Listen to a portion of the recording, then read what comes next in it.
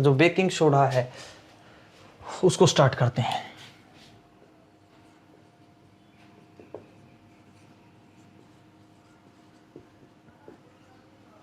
Baking soda, फिर से वही, क्या केमिकल नेम है? केमिकल नेम है सोडियम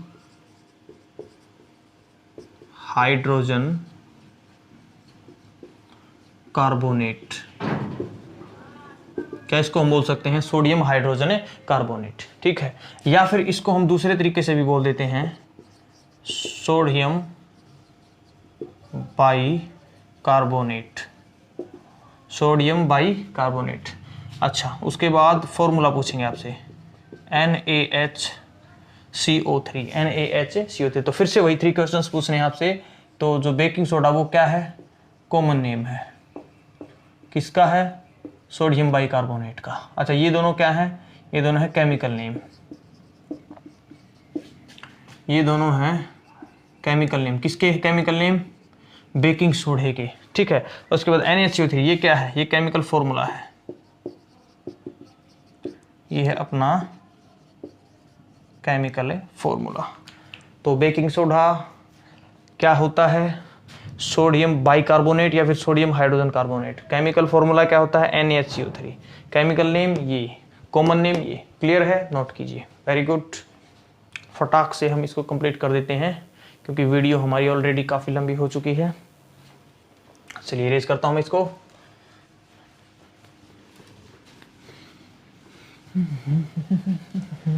चलिए, तो बेकिंग सोडा, उसके बाद हम पढ़ते हैं इसकी प्रॉपर्टीज।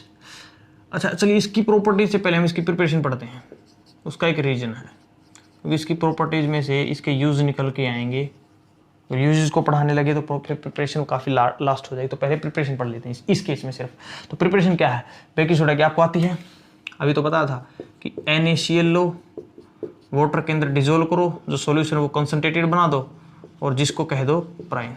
तो ब्राइन लो और ब्राइन के ऊपर से CO2 और अमोनिया, इन 2 गैसेज को पास करवा दो, इन 2 गैसेज को पास करवा दो। जो यहाँ से बनेगा वो क्या बनेगा? NaHCO3 और साथ में बनना है NH4Cl। अब ये क्या होता है? अमोनियम क्लोराइड, मैंने आपको बताया था। और यही है अपना बेकिंग सोडा, यही है अपना बेकिंग सोडा।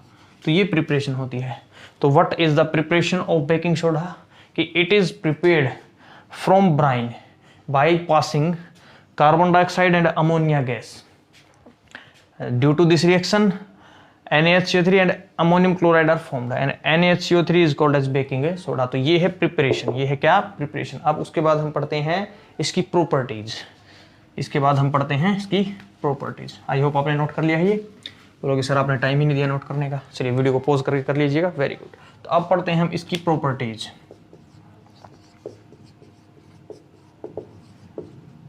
तो प्रॉपर्टीज क्या है? फिर से वही, पहली बात तो कि very less soluble in water। Sparingly इसको भी बोल देते हैं हम, स्पेरिंगली वर्ड यूज किया जाता है। स्पेरिंगली जो वाटर के अंदर बहुत कम डिजोल्व होते हैं उसके लिए वर्ड यूज होता है स्पेरिंगली। तो स्पेरिंगली सोल्यूबल इन वाटर होता है, मीन बहुत ही कम डिजोल्व होता है वाटर के अंदर। उसके बाद बट अगर होता है तो फिर से वही एक बेसिक होता है। कैसा होता है? बेसिक है, एल्किलाइन है ये। एल्किलाइन मीन्स बेसिक, ठीक है। तो बेसिक होता है, pH वैल्यू क्या मिलेगी? मोर देन 7, ठीक है। बेसिक है तो लिख देते हैं pH वैल्यू क्या होती है? मोर देन 7, ठीक है।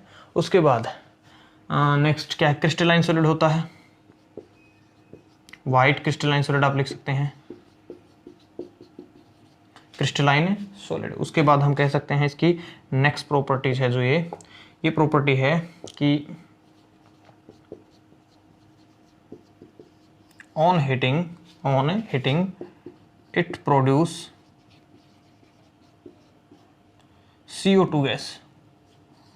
On heating it produce CO2 gas, therefore used for baking of bread, therefore used for baking of bread या केक। तो केक जो इतने फूल जाते हैं, ब्रेड जो इतने फूल जाते हैं, तो बेकिंग बोलते हैं उसको। तो बेकिंग ऑफ ब्रेड के अंदर यूज होता है अपना बेकिंग सोडा, इसीलिए बोलते हैं बेकिंग सोडा, जो बेक करने के काम आए, है ना।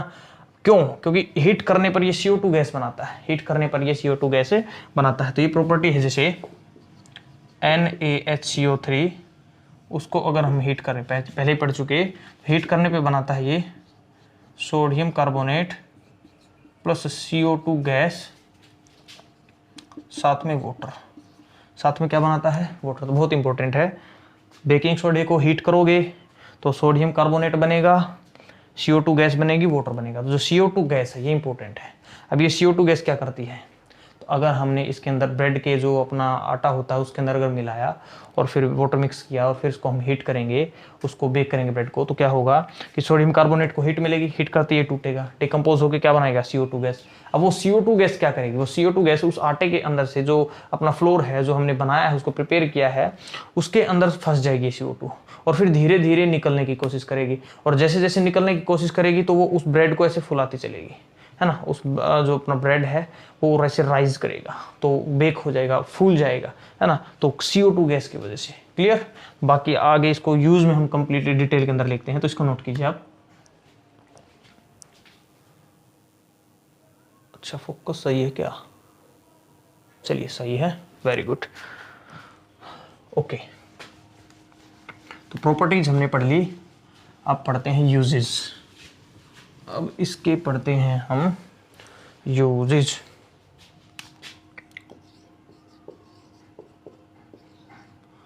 तो बेकिंग सोडा का फर्स्ट यूज हम पढ़ते हैं क्या? It is used as antacid. अच्छा, एंटासिड क्या होते हैं? मैंने आपको एक्सप्लेन किया है, importance of pH in our daily life. उस वीडियो के अंदर मैंने एंटासिड को एक्सप्लेन किया है, तो आप वीडियो के डिस्क्रिप्शन में जो लिंक है वहाँ से आप उसको देख सकते हैं।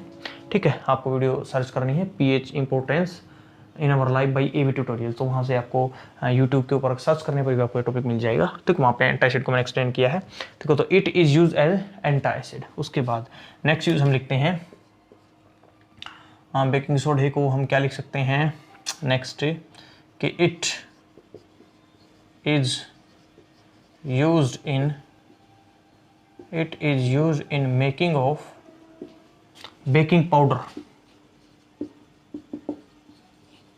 It is used in making of baking powder. ठीक है, देखिए ये बहुत ही इंपॉर्टेंट पॉइंट है। हम बेकिंग ऑफ ब्रेड के अंदर डायरेक्ट बेकिंग सोडे को यूज नहीं करते हैं। उसका रीजन मैं बताऊंगा क्यों नहीं कर सकते, क्या होगा अगर यूज किया। तो हम यूज करते हैं बेकिंग पाउडर को। किसको यूज करते हैं? बेकिंग पाउडर को। ठीक है, बेकिंग पाउडर को। तो it is use in making of baking powder, और बेकिंग पाउडर को यूज किया जाता है बेकिंग ऑफ ब्रेड। अब अकेला बेकिंग सोडा क्यों नहीं यूज किया था उसका भी मैं रीजन बताऊंगा। देखिए, बेकिंग ऑफ ब्रेड का जो प्रोसेस है वो कैसे होता है। तो देखिए, बेकिंग पाउडर जो होता है वो क्या होता है अपना, बेकिंग पाउडर होता है अपना baking soda plus edible acid, कोई भी एडिबल एसिड, जैसे सिट्रिक एसिड है, टार्ट्रिक एसिड है। तो बेकिंग पाउडर क्या होता है? ये मिक्सचर, इसको बोलते हैं बेकिंग पाउडर। क्या है baking powder? Baking soda plus edible acid.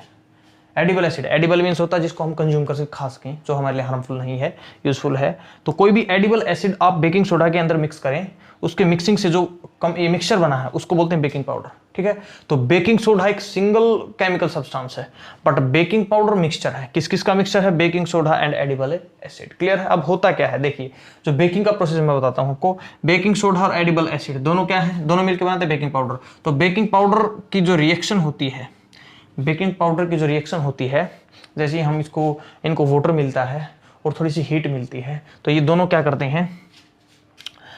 दोनों बनाते हैं, एक तो साल्ट, मेटल साल्ट बनता है, साथ में बनती है CO2 गैस, और साथ में बनता है वाटर।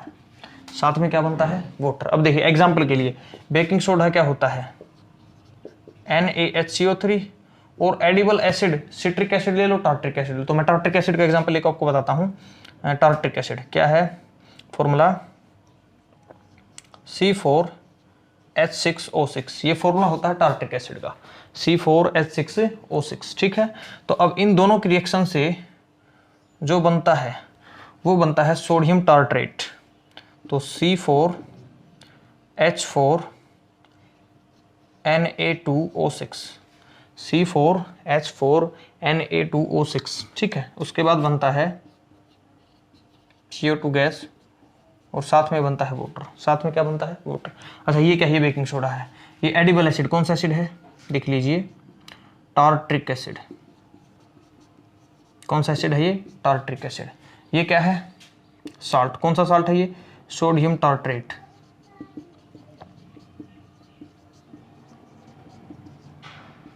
कौन सा साल्ट है ये, सोडियम टार्ट्रेट। और साथ में कौन सी गैस बनती है, CO2 गैस। क्लियर है। तो जब बेकिंग पाउडर को ठीक है, हम बेकिंग ऑफ ब्रेड के प्रोसेस के अंदर यूज करते हैं, तो जब हीट करते हैं तो इस हीट से क्या होता है, ये दोनों रिएक्ट करते हैं और इनके रिएक्शन से एक साल्ट बनता है, सोडियम टार्ट्रेट। साथ में बनती है CO2 गैस, ठीक है। अब जो सोडियम टार्ट्रेट है, इसका जो टेस्ट है वो कैसा होता है, प्लीजेंट। बोलिए, जो इसका टेस्ट है वो कैसा होता है, pleasant. Very important, very important. इसका जो टेस्ट है वो कैसा होता है, प्लीजेंट, ठीक है।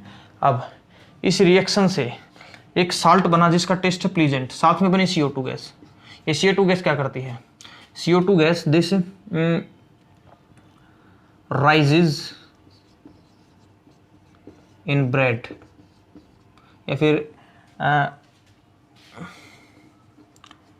Due to this CO2 gas, due to CO2 gas, bread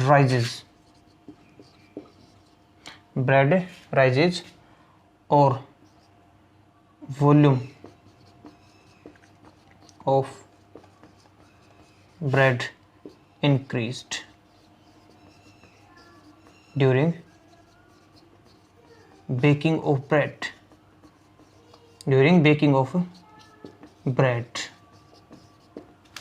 जब हम बेकिंग ऑफ ब्रेड करते हैं उस टाइम पे जो इस रिएक्शन से CO2 गैस निकलती है, उस गैस की वजह से ब्रेड फूल जाता है। समझ रहे हैं ना बात को, कि जो अपना आटा हमने बनाया है ब्रेड को बेक करने के लिए, अब उसके अंदर हमने ये सारे बेकिंग पाउडर ऐड कर दिया। बेकिंग पाउडर ऐड करने से क्या हुआ, अब CO2 गैस बनेगी इस बेकिंग पाउडर से हीट करने से। जैसे ही CO2 गैस बनेगी, वो CO2 गैस उस आटे के अंदर, उस ब्रेड के अंदर फंस जाएगी। अब वो CO2 गैस निकलने की कोशिश करेगी, अब निकलेगी तो उस ब्रेड को ऐसे फुला देगी, जिसको बोलते हैं बेकिंग। क्लियर है। तो इस CO2 गैस की वजह से होता है बेकिंग एक्शन। किसकी वजह से होता है, CO2 gas. Very very important. Baking action जो होता है बेकिंग पाउडर का, बेकिंग सोडे का, वो किसकी वजह से होता है, CO2 गैस। और कौन सी प्रॉपर्टी यूज होती है कि it produce CO2 gas on heating. Clear है। अब एक क्वेश्चन मैं आपको बताऊंगा कि CO2 गैस तो सिर्फ बेकिंग सोडा भी तो बना रहा था, अगर अकेले NaCO3 को हीट करते तब भी तो CO2 गैस बनती है ना। तो वो प्रोसेस क्यों नहीं यूज किया, अकेला बेकिंग सोडा यूज क्यों नहीं किया। चलिए गैस कीजिए, तब तक के लिए मैं आपके ऊपर ही छोड़ देता हूं कि बताइए कि इसका रीजन क्या है। अकेले बेकिंग सोडा को अगर हम यूज करवाते तो CO2 तो उससे बनते, बेकिंग को ब्रेड हो जाता, तो दिक्कत क्या आती। इसको नोट कीजिए। नोट कर लिया है, वेरी गुड। चलिए मैं बताता हूँ, मैं इसको इरेज करता हूँ, उसको मैं लिखे रहने देता हूँ। अब क्या होता है,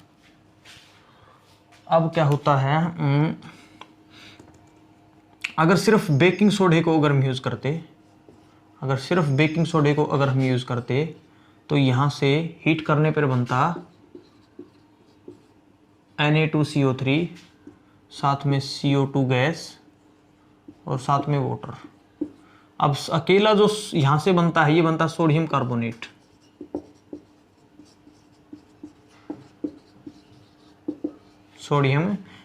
और जिसका जो टेस्ट होता है वो होता है बिटर। वो क्या होता है, बिटर। अब आपको समझ आ चुका है कि अगर NaCO3 अकेले को यूज किया तो बनेगा सोडियम कार्बोनेट। जो साल्ट बनेगा वो कौन सा बनेगा? Sodium carbonate. और उसका जो टेस्ट है वो कैसा होता है? बिटर, क्योंकि एक स्ट्रॉन्ग बेस है। सोडियम कार्बोनेट क्या है? स्ट्रॉन्ग बेस है। अब स्ट्रॉन्ग बेस है, इसी वजह से इसका जो पीएच वैल्यू मोर देन 7 होगी। और बेस की जो आपको पता टेस्ट कैसा होता है? बिटर, कड़वे होते हैं, तो अब टेस्ट होगा बिटर। ठीक है, देयरफॉर आवर ब्रेड, या फिर आप मान लीजिए आप केक बनाने के लिए अंदर यूज करते, और cake will have unpleasant taste. अब उनका जो टेस्ट है वो कैसा होता? अनप्लीजेंट, कड़वा टेस्ट होता, जो कि यूजफुल नहीं होता है हमारे लिए, है ना। अब भाई बिटर केक को कौन खा के खुश है? कोई भी खुश नहीं है ना। अगर आपको आपके बर्थडे पे बिटर केक दिया जाए, कड़वा केक दिया जाए, तो आप क्या करोगे? है ना, आप हैप्पी के बजाय आप हो जाओगे सैड। ठीक है, तो हम ऐसा बिल्कुल नहीं करना चाहते। इसी वजह से आप बेकिंग पाउडर को यूज कीजिए, अकेले बेकिंग सोडा को यूज ना कीजिए। क्लियर है?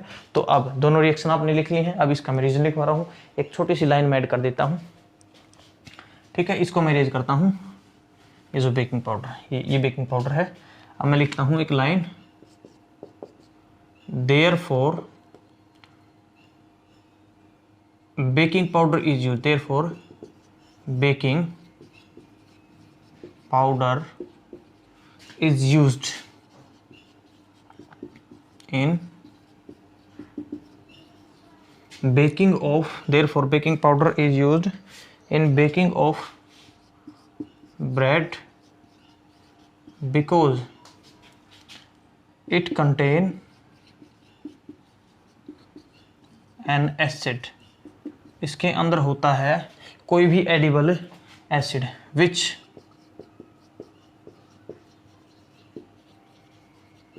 neutralizes the effect of base, the effect of base, कि जो ये बेस बना है अगर हम यूज करते बेकिंग पाउडर तो उसमें होता है एसिड। अब वो एसिड क्या करेगा? वो एसिड इस बेस के इफेक्ट को क्या कर देगा? Neutralize. Therefore which neutralize the effect of base. So our bread will not have, our bread will have good taste, या our cake will have good taste। बहुत ही इंपॉर्टेंट क्वेश्चन है ये, कि अकेले बेकिंग सोडे को यूज क्यों नहीं किया जाता? अगर बेकिंग प्रॉपर्टी सिर्फ CO2 की वजह से है, कि जो बेकिंग प्रॉपर्टी है, ब्रेड का ऐसे राइज होना, फूलना है, उसको हम बेकिंग प्रॉपर्टी बोलते हैं। अब वो सिर्फ CO2 की वजह से है, तो CO2 तो हीट करने पर बेकिंग सोडा भी देता है, तो अकेले बेकिंग सोडा को क्यों नहीं यूज किया जाता इन बेकिंग ऑफ ब्रेड? तो आपको रीजन देना है ये। इन दोनों रिएक्शंस को लिखिए कि अगर बेकिंग सोडा अकेला यूज किया गया तो रिएक्शन होगी ये, अगर बेकिंग पाउडर यूज किया गया तो रिएक्शन होगी ये, अगर बेकिंग सोडा बनता तो Na2CO3 बनता है, उससे जो साल्ट बनता है उसका टेस्ट कड़वा होता है। बट अगर बेकिंग सोडा यूज किया गया तो वहां पे जो साल्ट बनता है, वहां पे जो साल्ट बनता है वो साल्ट बनता है सोडियम टार्ट्रेट। अगर सिट्रिक एसिड यूज करते हैं तो सोडियम सिट्रेट बनता है। दोनों का ही टेस्ट जो कैसा था? प्लीजेंट। इसलिए हमारे जो ब्रेड का जो टेस्ट है वो कैसा होगा? बड़ा अच्छा। ठीक है, तो ये रीजन था क्यों बेकिंग पाउडर यूज किया जाता, अकेले बेकिंग सोडे को यूज नहीं किया जाता। नोट कीजिए। Very good. जो वीडियो है वो काफ़ी लंबी हो चुकी है। अच्छा, थोड़ा सा आपको शायद विजिबल नहीं है, तो मैं थोड़ा सा फोकस चेंज करता हूँ। चलिए, शायद अब आपको अच्छे से दिखाई दे रहा है। Very good, sorry. तो नोट हो गया है। Very good. तो बेकिंग सोडे का नेक्स्ट यूज हमने देखा in making of baking powder. तो what is the difference between baking soda and baking powder? कि baking soda is a single chemical substance, that is NaHCO3, but baking powder is a mixture of baking soda and any edible acid, that may be acid में भी citric acid, tartaric acid. Clear है? उसके बाद next use हम पढ़ते हैं कि baking soda is used in making of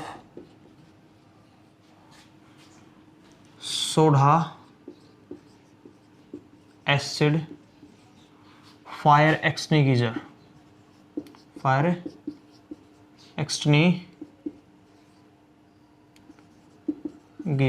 अच्छा ये देखिए, ये जो एक्सटिंग्विशर वर्ड है ये बड़ा ही बोरिंग वर्ड मेरे को लगता है, तो इसकी स्पेलिंग में भी रॉन्ग है, ठीक है, ठीक कर लीजिएगा।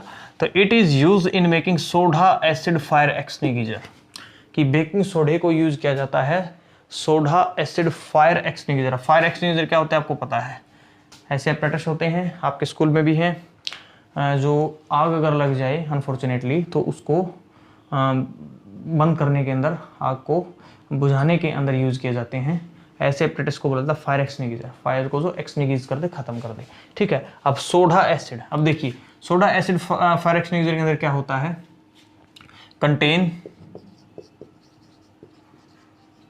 कंटेन से बेकिंग सोडा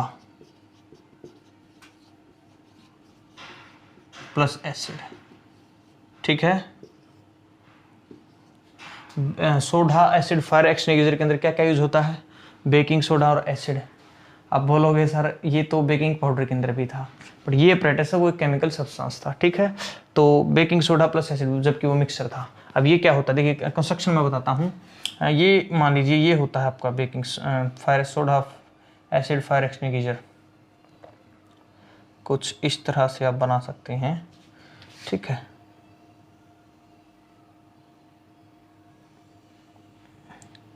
आप कहेंगे सर डायग्राम आप बहुत अच्छे ड्रा करते हैं, है ना, चलिए जैसे भी हैं समझाने के लिए हैं। तो इसके अंदर हम लेते क्या हैं, इसके अंदर हमने ये भर दिया बेकिंग सोडा,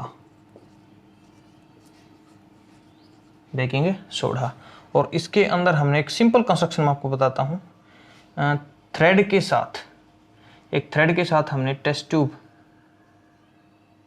लगा रखी थी। चलिए थोड़ी सी बड़ी ड्रा कर लेते हैं, ये कोई टेस्ट ट्यूब है, ठीक है, और इसके अंदर जो हमने भर रखा है ये है एसिड, जैसे H2SO4, जैसे sulphuric acid H2SO4 sulphuric acid है, ये टेस्ट ट्यूब है, ये क्या है, थ्रेड है, ठीक है। अब यहाँ पे होता है एक पाइप, ठीक है, ये होती है पाइप, ठीक है। यहाँ पे इसकी लगी होती है की या नोजल, जिसको हम निकालते हैं, ठीक है, की मान लीजिए।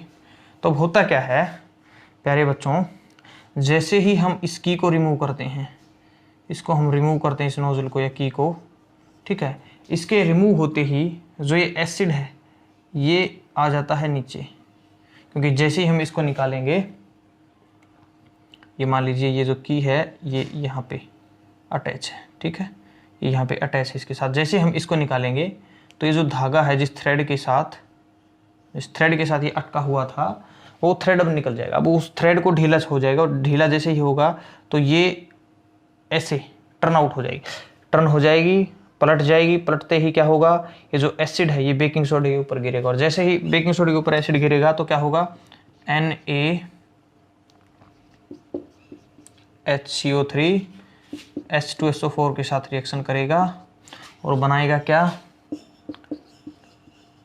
Na2SO4 सोडियम सल्फेट, साथ में बन सकता है सोडियम कार्बोनेट Na2CO3, और साथ में बन सकता है क्या, CO2 गैस, साथ में बन सकती है CO2 गैस, और साथ में बनेगा वाटर, ठीक है। तो कुछ इस तरह की रिएक्शन ये होती है, कुछ इस तरह की रिएक्शन होती है कि sodium bicarbonate, sulphuric acid, baking soda, sulphuric acid दोनों रिएक्ट करेंगे, साल्ट बनाएंगे, सोडियम सल्फेट भी बन सकता है, सोडियम कार्बोनेट भी, साथ में गैस बनेगी CO2, साथ में गैस बनेगी H2O, ठीक है, इन दोनों की रिएक्शन से। अब कैसे रिएक्शन होगी मैंने आपको बता दिया है, कैसे रिएक्शन होगी मैंने आपको बता दिया है। ये कौन सा एसिड है, सोडा एसिड फायर एक्सटिंग्विशर, आग बुझाने के काम आता है। कैसे बुझाएंगे अभी बताएंगे। होता क्या है सोडा एसिड फायर एक्सटिंग्विशर के अंदर, बेकिंग सोडा और साथ में एसिड, एसिड जैसे मैंने बताया H2SO4। कंस्ट्रक्शन को होती है कुछ इस तरह की, एक सिंपली एक मान लीजिए कंटेनर है, कंटेनर के अंदर हमने एक पाइप लगा रखी है, आउटलेट पाइप है जिसके अंदर से इसका मेटेरियल बाहर आ सकता है, रिएक्शन की वजह से जो गैस बनेगी, अगर कोई गैस बनती है।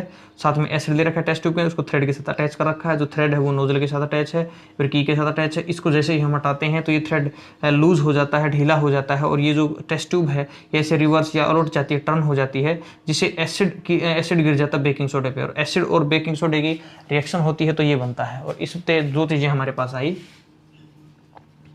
एक तो CO2 गैस और साथ में वाटर। दो चीज़ें इंपॉर्टेंट आई हमारे पास, CO2 गैस एंड वाटर। तो वाटर किस फॉर्म में बनता है? गैसेस फॉर्म में, वेपर फॉर्म में। तो यहाँ से अब जो गैस और इन रिएक्शन से जो CO2 आई है ना, CO2 और जो वाटर आई हैं, तो यहाँ से ये वो निकल जाएंगे दोनों। तो एक तो कौन आया? CO2, और दूसरा कौन आया? वाटर। तो इनकी रिएक्शन से CO2 और वाटर बाहर आते हैं। तो जो CO2 है ये क्या करती है? It extinguish fire. It extinguish fire. कैसे? अब जो CO2 बनी बड़ा इंपॉर्टेंट है, ये फायर आग को बुझा देगी। अब बुझाएगी कैसे? ये देखिए दो रीजन से, by forming blanket, by forming blanket around the burning object.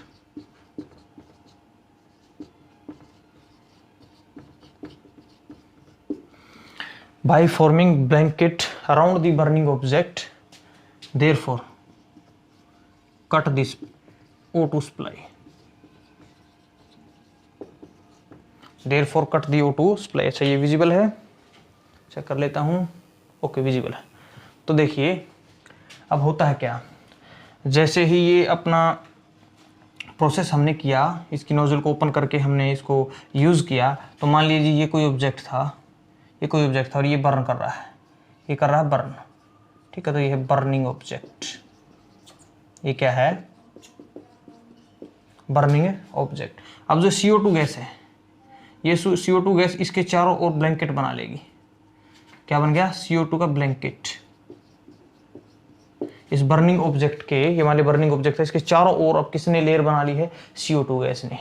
अब CO2 गैस ने बना ली है, इसीलिए अब यहाँ पे जो ऑक्सीजन है वो मिलेगी। आप कहेंगे सर ऑक्सीजन तो नहीं मिलेगी, और क्या कोई भी ऑब्जेक्ट विदाउट ऑक्सीजन बर्न हो सकता है? ये आपने पढ़ लिया है 7th के अंदर, 8th के अंदर, कि ऑक्सीजन के बगैर कोई भी ऑब्जेक्ट बर्न नहीं होता है। बर्निंग के लिए ऑक्सीजन की नीड होती है। अब ऑक्सीजन नहीं मिली तो ऑक्सीजन की सप्लाई काट दी। ऑक्सीजन की सप्लाई काट दी तो क्या होगा? अब जो कंबशन का प्रोसेस था, बर्निंग थी, जो आग थी, वो क्या हो जाएगी? बुझ जाएगी। उसके बाद दूसरा रीजन भी है, इट, अच्छा ये विजिबल होना चाहिए, it also lower the temperature of burning object. It also lower the temperature of burning object. अब साथ में ये जो बर्निंग ऑब्जेक्ट था, इसका जो टेम्परेचर था, इसका जो क्या था? टेम्परेचर, उस टेम्परेचर को क्या करती है? डिक्रीज। इस बर्निंग ऑब्जेक्ट के टेम्परेचर को क्या करेगी? डिक्रीज।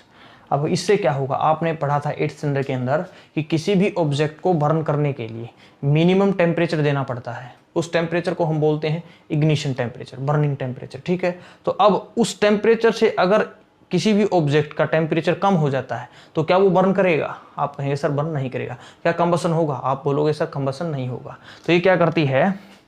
ये CO2 गैस इस बर्निंग ऑब्जेक्ट के टेम्परेचर को बहुत डिक्रीज कर दी है। कितना डिक्रीज कर देती है? Lower than ignition temperature. चाहे लिख भी लीजिए आप नोट्स में, लोअर देन इग्निशन टेम्परेचर। तो उससे अगर टेम्परेचर नीचे आ जाएगा तो जो फायर है वो बर्न ऑफ हो जाएगी। क्लियर है? उसके बाद वाटर क्या करता है? इट ऑल्सो हेल्प इन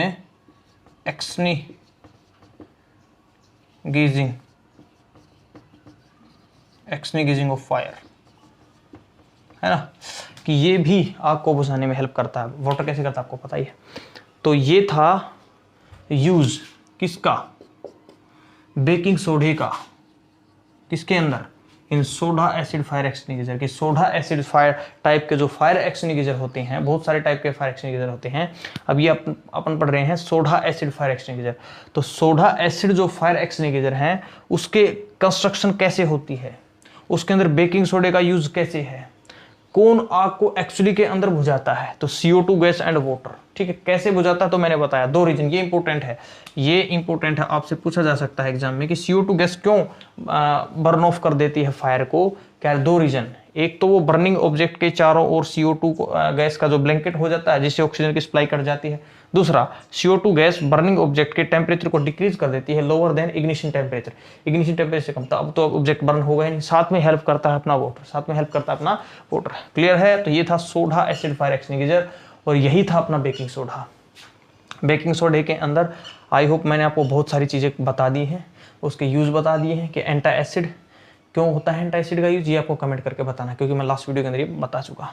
ठीक है, why baking soda is use as anti acid. Anti acid की तरह क्यों यूज होते हैं? जब हमारे पेट में एसिडिटी होती है तो बेकिंग सोडा अगर हम कंज्यूम कर लें तो एसिडिटी से हमारे को रिलीफ मिलेगी। ऐसा क्यों होता है? पीएच इंपोर्टेंस वाली वीडियो के अंदर मैंने आपको बताया है, तो आपको कमेंट करके उसका आंसर देना है।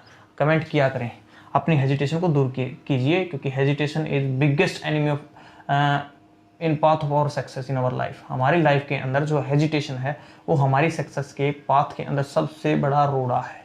ठीक है ना, सबसे बड़ा बैरियर वही है, तो उसको रिमूव कीजिए, कमेंट कीजिए। कमेंट करने से है ना आपकी ज़िंदगी बन जाएगी, है ना, एक कमेंट करने से आपकी ज़िंदगी बन जाएगी, ऐसा नहीं है। बस हेजिटेशन को रिमूव कीजिए। चलिए इसको नोट कीजिए। वेरी गुड, नोट हो गया है। अच्छा, ये विजिबल है आपको? चलिए, विजिबल है। अच्छा, ये शायद आपको शायद अच्छे से दिखाई नहीं दे रहा, ये ऑब्जेक्ट है ना, टेम्परेचर ऑफ बर्निंग ऑब्जेक्ट, इसको लिख लीजिए। तो आई होप क्लियर है आपको। Very good. तो मैंने आपको इस वीडियो के अंदर बताया है क्या क्या, एक तो बताया है मैंने इसके अंदर आपको वॉशिंग सोडा कैसे प्रिपेयर करना है। ठीक है, क्या यूजेज होते हैं। प्रिपरेशन थोड़ी सी लंबी थी, मैंने बता दिया था, थोड़ा सा टफ लगेगा आपको, बट आपको फिर भी करना है, एग्जाम के अंदर आएगा। उसके बाद मैंने आपको बताया बेकिंग सोडा, बेकिंग सोडा भी लेंथी था। बेकिंग सोडे को कैसे हम यूज़ करते हैं बेकिंग ऑफ ब्रेड, आपको बेकिंग सोडा नहीं sir, baking powder, it is the correct answer कि baking powder is use in baking of bread, है ना, बट उसके अंदर कौन यूज़ होता है? Baking soda. अब क्यों अकेला बेकिंग सोडा नहीं होना है, क्यों बेकिंग पाउडर होना है, ये मैंने चीज़ें आपको सारी बताई हैं। आई होप आपको क्लियर है। इससे ज़्यादा आपको पढ़ने की नीड नहीं है, वैसे आप कितना भी पढ़ लीजिए कम है, but exam point of view से आपको मैं बहुत ही ज़्यादा कंटेंट प्रोवाइड करवा रहा हूँ, तो आप इसको कर लीजिए। आपके एग्ज़ाम के अंदर इससे बाहर क्वेश्चन आने वाला नहीं है। क्लियर है? तो मिलते हैं नेक्स्ट वीडियो के अंदर, तब तक घर पर रहें, सेफ रहें।